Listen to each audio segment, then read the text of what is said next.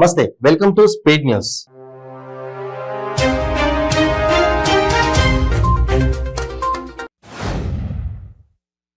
ములుగు జిల్లా కేంద్రంలోని గట్టమ్మ దేవాలయాన్ని రాష్ట్ర గిరిజన స్త్రీ శిశు సంక్షేమ శాఖ మంత్రి సత్యవతి రాథోడ్ ఎమ్మెల్సీ కల్వకుంట్ల కవిత సందర్శించి ప్రత్యేక పూజలు నిర్వహించారు. హన్మకొండలోని ప్రైవేట్ ఇంజనీరింగ్ కాలేజీ గర్ల్స్ హాస్టల్లో వరుస దొంగతనాలకు పాల్పడుతున్న దొంగ దొరికాడు. హాస్టల్లో చోరీ చేసి రాత్రి పారిపోతుండగా వ్యవసాయ బావిలో జారిపడ్డాడు. హన్మకొండ శివారులోని సీనియర్ ఇంజనీరింగ్ కాలేజీ గర్ల్స్ హాస్టల్లో దొంగ అర్ధరాత్రి దొంగతనం చేశాడు. చిమ్మ చీకటిలో పొలాల గుండా పారిపోతుండగా వ్యవసాయ బావిలో పడిపోయాడు. ఉరవకొండ మండలంలో దారుణం జరిగింది. మైనారిటీ తీరని ఓ బాలికకు మాయ చేసి శ్రీకాంత్ అనే యువకుడు తాళి కట్టాడు. అమిత్యాలలో జరిగిన ఈ ఘటన ఇప్పుడు వైరల్ అవుతోంది. పట్టణంలోని బీటీ ప్రభుత్వ డిగ్రీ కళాశాలలో ఎంపీ మిథున్ రెడ్డి ఆధ్వర్యంలో ఫిబ్రవరి 10వ తేదీన వైఎస్ఆర్సీపీ మెగా జాబ్ మేళా నిర్వహిస్తున్నట్లు ఎమ్మెల్యే నవాజ్ బాషా తెలిపారు. మదనపల్లి మున్సిపల్ కార్యాలయంలో మెగా జాబ్ మేళా ఏర్పాట్లకు సంబంధించి నియోజకవర్గ అధికారులు ప్రజాప్రతినిధులతో సమీక్ష నిర్వహించారు. ఏలూరు జిల్లా సిపిఐ పార్టీ ఆధ్వర్యంలో సిపిఐ రాష్ట్ర కార్యదర్శి రామకృష్ణ ఆధ్వర్యంలో లబ్ధిదారులకు అందజేయవలసిన ట్విట్కో ఇళ్లను పరిశీలించారు.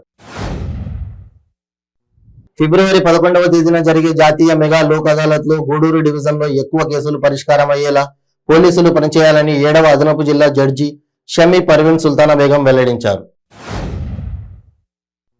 నూజివీడి నియోజకవర్గంలోని మునునూరు మండలం రమణక్కపేట గ్రామంలో అక్రమ మైనింగ్ యథేచ్ఛగా కొనసాగుతోంది.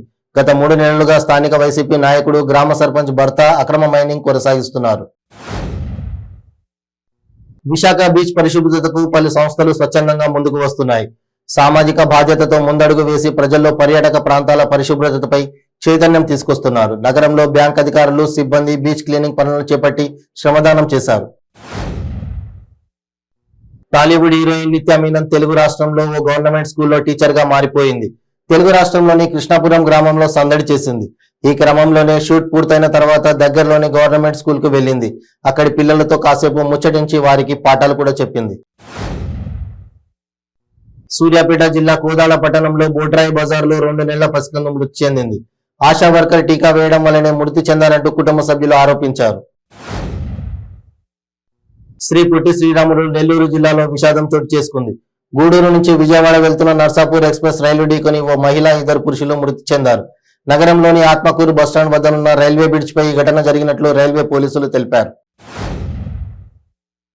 అనుమతులు ఇచ్చినా ఇవ్వకపోయినా టీడీపీ జాతీయ ప్రధాన కార్యదర్శి నారా లోకేష్ పాదయాత్ర అనుకున్న సమయానికే మొదలు పెడతారని టీడీపీ ఉత్తరాంధ్ర ఇన్ఛార్జ్ బుద్ధా వెంకన్న అన్నారు.